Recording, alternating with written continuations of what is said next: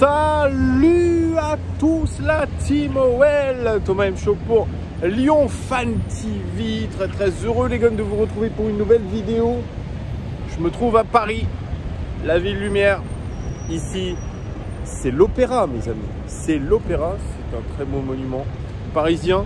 J'adore faire ma petite phrase pour ceux qui ne sont jamais venus à Paris. N'hésitez pas, c'est une super ville. Leur équipe, c'est pas la même chose. Voilà, je ne suis pas supporter parisien, je pense que vous non plus. Donc voilà, mais en tout cas pour l'architecture, pour l'ambiance de la ville, franchement, c'est chouette. C'est chouette. Bon là c'est un peu le bois parce que c'est le début de semaine et pourtant on a passé la mi-juillet et il y a du monde et du monde et du monde. Il y a des bagnoles, enfin bref, on est dans une ville, on n'est pas à la campagne les amis. C'est une lapalissade que de dire ça. J'ai les petits yeux, oui. Je me suis réveillé il n'y a pas longtemps. J'ai la chance d'être encore en vacances avant de repartir à Lyon très tranquillement. Mais je vous oublie pas et on n'oublie pas l'Olympique lyonnais. Merci d'ailleurs les gones de nous avoir suivis si nombreux hein, pour le live débrief du match de Wolfsburg. Et puis on a un petit peu parlé aussi du match de Villefranche. Merci, vous avez été très nombreux même sur la review. Donc merci beaucoup à vous. N'hésitez pas à vous abonner. N'hésitez pas à mettre la cloche, n'hésitez pas à partager, à liker. Enfin bref, vous connaissez la musique.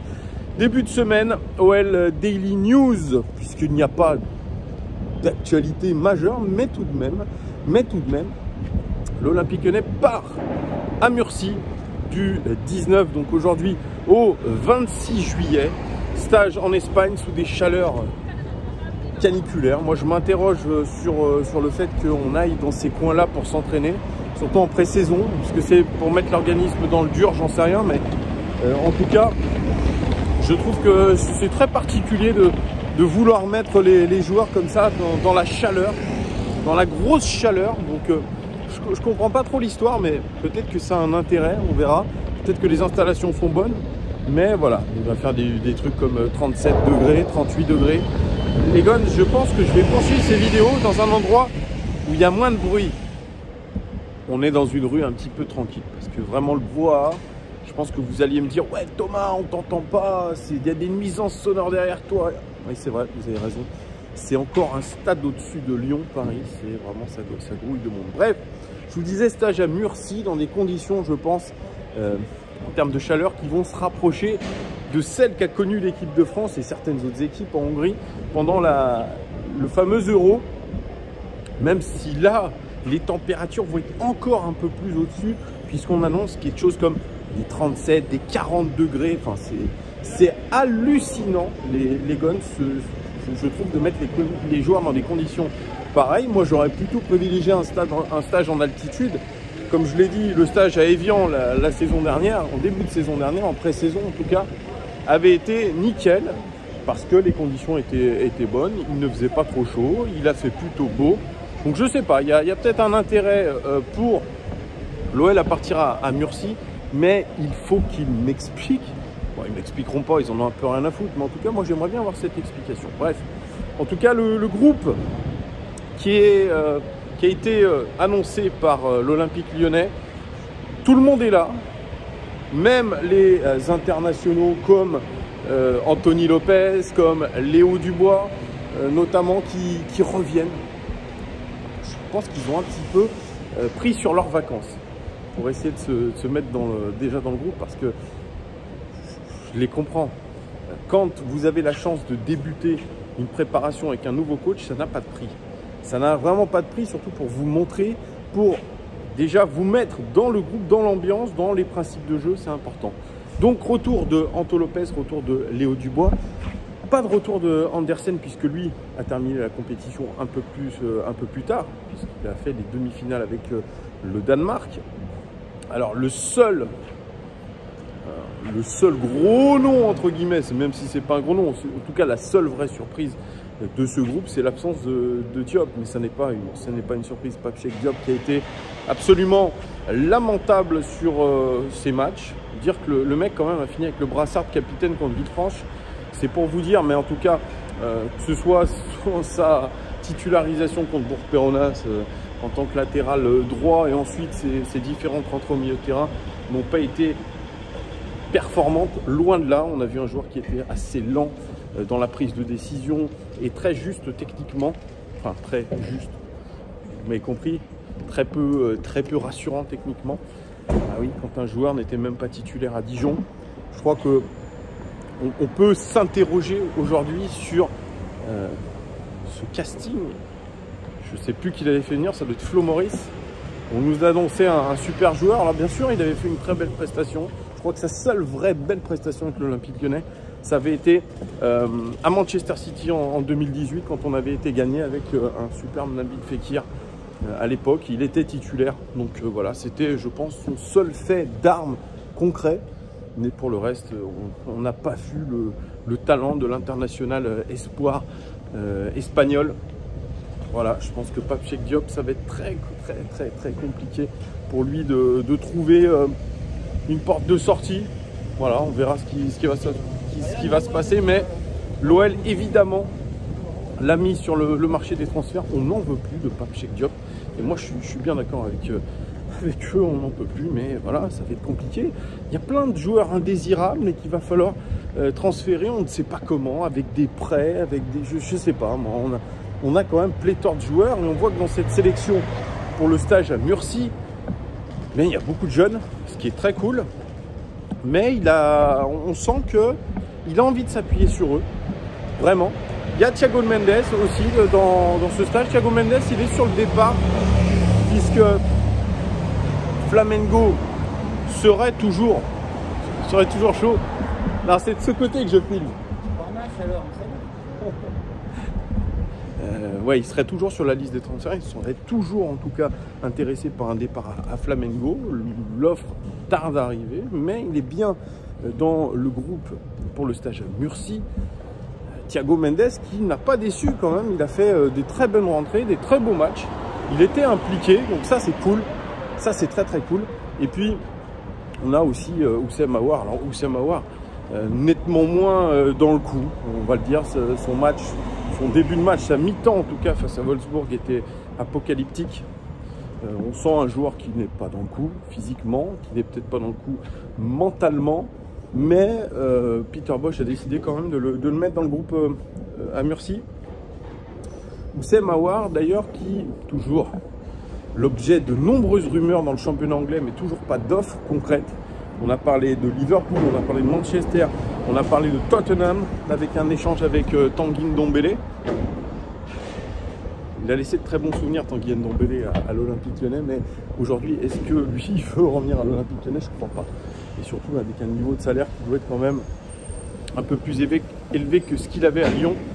Mais la piste la plus chaude, elle reste toujours celle menant à Arsenal, les amis. Arsenal qui voudrait en mettre pas grand-chose. Ils négocient au plus bas avec Oussem Aouar. Mais ils ont une rentrée d'argent significative. Ils ont 100 millions de livres qui va rentrer très prochainement. Donc, cela pourrait accélérer la vente d'Oussem Aouar. Et très sincèrement, les gars, j'ai beaucoup de respect pour Oussem Aouar. J'adore le joueur techniquement, mais il a fait son temps à Lyon. C'est malheureux à dire. Je pense que c'est un joueur dont on n'aura pas tiré la quintessence.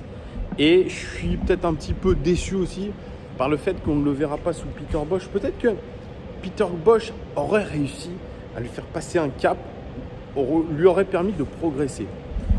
Rien n'est fait encore avec Arsenal, mais je pense que la volonté des joueurs, elle est de partir. Elle est de partir depuis un moment. Son entourage essaye de le vendre à la terre entière.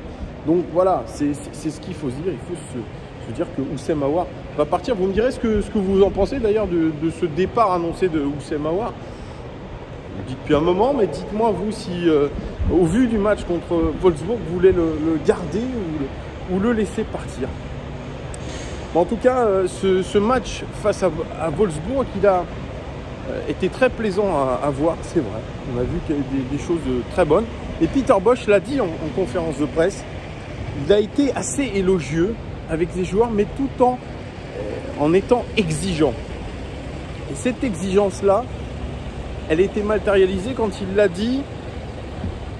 J'ai bien aimé ce qu'a fait mon équipe. Il y a des joueurs qui se sont montrés, notamment les jeunes, Boukeba notamment, Malo Gusto a été très intéressant dans ce qu'il a fait. d'autres aussi contre Villefranche ont été intéressantes. D'ailleurs, petite digression, j'y pense comme ça, et Larouche, Mohamed El Larouche, 16 ans, très jeune, il n'a pas été pris pour le stage à Murcie. Je trouve ça un poil dommage parce que sa rentrée face à Villefranche, elle était très intéressante. Vraiment, je l'ai trouvé bon dans ce qu'il a fait techniquement, bon dans ses choix, bon dans sa prise de décision. Et puis, il est rentré sans pression. Alors, vous allez me dire 16 ans, c'est peut-être trop jeune et peut-être qu'on essaie de le couver, c'est possible aussi. Mais je pense qu'il aurait mérité d'être dans ce groupe pour aller en stage à Murcie. Oui, alors il a aimé des Malo Gusto, il a aimé des Loukeba, il a aimé aussi Karl Toko Ekambi. Karl Toko Ekambi qui a été taillé maintes et maintes fois sur les réseaux sociaux. Moi, je l'ai toujours un petit peu défendu, Karl Toko Ekambi, même si je reste objectif sur ce joueur-là. Et j'ai en tête quand même les gros ratés qu'il a eu chez nous et peut-être à un moment donné, je dirais un manque de personnalité et surtout un caractère un petit peu difficile pour Karl Toko Ekambi, c'est vrai. Mais je remets toujours un peu dans ma tête qu'il a eu quand même un drame familial, que c'est compliqué, que chacun d'entre nous qui a vécu un drame familial peut comprendre aujourd'hui que Karl Toko Ekambi ait eu un petit peu de mal peut-être par rapport à ça, mais il faut surtout se dire que ce joueur-là, c'est celui qui s'est créé le plus d'occasions à l'Olympique Lyonnais la saison dernière. Et c'est dans les 5 grands championnats, je crois qu'il est dans les 3 qui se créent le plus grand nombre d'occasions. Donc oui, il était en sous-performance par rapport à ce qu'il a marqué. Mais quand même, les performances de la saison dernière, en termes statistiques, et même dans le jeu, elles sont intéressantes. C'est un garçon qui a le sens du but, c'est un garçon qui prend la profondeur, c'est un garçon qui est généreux aussi dans l'effort, c'est un garçon qui est altruiste. Et Peter Bosz a dit, Karl est un joueur intelligent. Et j'aime les joueurs intelligents. Donc, il était indiscutable sous Garcia. Il est déjà quasiment indiscutable sous Peter Bosz, puisque, mine de rien, ce match contre Wolfsburg avec son doublé, ça lui donne un énorme crédit aujourd'hui auprès de Peter Bosz. Il aurait pu mettre un sacré triplé d'ailleurs. Donc, ça c'est une place. Ça c'est tranquille. Oui, non, en se baladant, on tombe sur des petits endroits vraiment tranquilles. Là au moins c'est à l'abri du bruit. Voilà, c'est un peu plus chouette. Donc voilà, Karl Toko Ekambi, on peut dire ce qu'on veut. Moi, quand j'avais dit sur RMC en octobre de l'année dernière, j'avais dit Karl Toko Ekambi est notre impact player. On m'avait rigolé, on m'avait saucé sur les réseaux sociaux. Vous savez comment c'est, hein, les jaloux, les aigris, les délits de sale gueule, ce que vous voulez. Mais la réalité, elle est là. C'est un impact player. C'est un joueur, non pas qui sort du banc et qui va vous apporter un plus, c'est un joueur qui, dès qu'il est titulaire, va vous apporter quelque chose. Va vous apporter une création d'occasion, va vous apporter du déplacement, parce que je pense qu'il a une vraie science aussi dans le déplacement, Karl Toko Ekambi. Non, Thomas, tu n'es pas en train de comparer Karl Toko Ekambi à Lionel Messi. Non, c'est pas ce que je suis en train de vous dire. Mais en tout cas, dans notre équipe, c'est un joueur important. Et aujourd'hui, je ne suis pas sûr que sur le marché des transferts, vu le mercato qu'on est en train de réaliser, qui est compliqué, avec beaucoup de dégraissage à faire, avec l'attente d'un gros sponsor qui devrait arriver, c'est en tout cas les informations qu'on me donne sur cette chaîne, par commentaire, je crois qu'aujourd'hui, il faut garder Karl Toko Ekambi. Et je pense que Peter Bosz est en train de le convaincre, comme il a convaincu un certain Moussa Dembélé, parce que Moussa Dembélé, il est très rare dans les médias, mais il est apparu quand même en conférence d'après-match en disant c'est faux, moi j'ai démenti que je voulais partir, je n'ai jamais voulu partir de l'Olympique Lyonnais. En tout cas, je me sens bien avec mes coéquipiers, avec le coach. Donc voilà, en gros, il éteint toutes les rumeurs, notamment celles qui le renvoyaient du côté de l'Atlético Madrid. Et Dembélé, il le dit clairement, moi je vais rester à l'Olympique Lyonnais, je vais essayer de m'y imposer. Signe fort, même en amical, le coach lui a quand même donné le brassard de capitaine, ce qui est une marque énorme de confiance. Et lui-même, tant jeune joueur, hein, je crois 22, 23 ans, il me semble, lui a dit qu'il avait à cœur aussi d'encadrer les jeunes et de les faire progresser. Donc, on a une sorte d'unicité, vraiment, avec le nouveau coach. Pour l'instant, il a l'air d'avoir créé quelque chose autour de lui, d'avoir fait accepter ses principes de jeu, le sacrifice pour l'équipe. même s'il reste exigeant en disant qu'on a un niveau comme ça avec des joueurs aussi bons, même si peut-être il les surcote un peu, il dit on ne doit pas avoir autant de pertes de balles. Le pressing, il reste encore beaucoup de choses à améliorer. On l'a vu. Moi, le pressing, je ne l'ai pas vu de manière intense. C'est quelque chose qui va demander déjà de l'impact physique. Est-ce qu'on aura cet impact physique sur 90 minutes? Je ne le crois pas. On va devoir presser à certains moments de manière collective, mais pas sur 90 minutes. Et il a insisté aussi sur le fait de ne pas perdre de ballon dans des zones importantes du terrain. Ce qu'a fait Gianluca. Gianluca, il a été énorme. Il a été énorme sur ce match-là. C'est une vraie satisfaction. Mais rien que cette perte de balle avec ce râteau, elle me fait penser cette perte de balle à Paul Pogba. Paul Pogba, il marque un but extraordinaire contre la Suisse. Cette espèce d'enroulé dans la lucarne, c'est un des buts du tournoi. L'équipe de France a cru à ce moment-là, par arrogance, que c'était plié.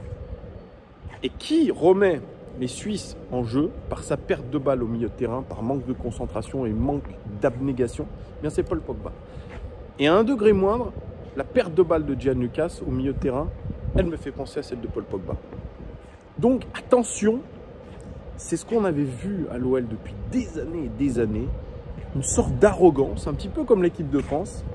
On commence à mettre 1, 2, 3 buts, on croit qu'on survole le match, et derrière, eh bien, on se fait sabrer.